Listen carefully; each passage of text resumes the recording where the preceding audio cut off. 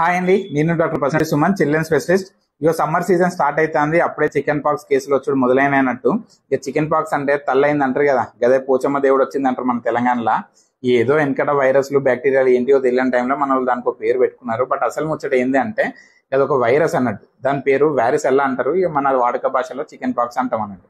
ఇక అది వచ్చడే లేటు. మన యాపాకుల ఫ్యాన్స్ కి పండగ. ఒకళ్ళు ఒళ్ళంతా రుద్దుండ్రు అంటారు, ఒకళ్ళు రసం చేసి తాగియండ్రు అంటారు. ఇక యాపాకులు పక్కన పెడితే ఇంకొంతమంది పసుపు ఫ్యాన్స్ ఉంటారు, ఒళ్ళంతా పసుపు పుయ్యాల్సిందే అంటారు. ఇక తిండి తిననియరు, స్నానం చేయనియరు. అబ్బో ఇక లెక్కనే ఉండదు ఈ పిచ్చి సలాలకి. ఫస్ట్ గిసొంటి చెప్పేటోళ్ళు అందరినీ మీ ఇళ్ళకి రానియకుండ్రు. అండ్ ఇవన్నీ వినకుండా రోజు మంచిగా స్నానం చేపియండ్రి. పిల్లలకు నచ్చిన ఫుడ్ పెట్టండి. జర వాటర్, ఓఆర్ఎస్, ఫ్రూట్ జ్యూస్ లో ఎక్కువ తాగియండ్రి.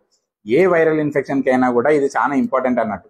అండ్ ఇంట్లో వేరే వాళ్ళకు కూడా దూరంగా ఉంచి ఐసోలేట్ చేసే కథలు చేయండి. ఎందుకంటే ఇది ర్యాషెస్ వచ్చుడు ఆగేంత వరకు కూడా వేరే వాళ్ళకి స్ప్రెడ్ అయితేనే ఉంటుంది. అండ్ ముఖ్యంగా ఒకసారి మీ పీడియాట్రిషియన్ చూపియండి. ఆ దురద తగ్గడానికి మెడిసిన్స్, లోషన్స్ రాస్తారు. అండ్ ఈ చికెన్ పాక్స్ కి వ్యాక్సిన్ కూడా ఉన్నది అన్నట్టు. అది వేపించే పని చేయండి. 2 డోసులు ఉంటాయి. ఫస్ట్ డోస్ వచ్చేసి 15 నెలలకు స్టార్ట్ అవుతుంది. మళ్ళీ 3 నెలలకు ఇంకో dose వేసుకోవాలన్నట్టు.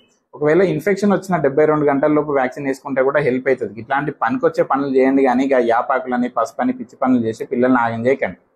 Okay, thanks for watching.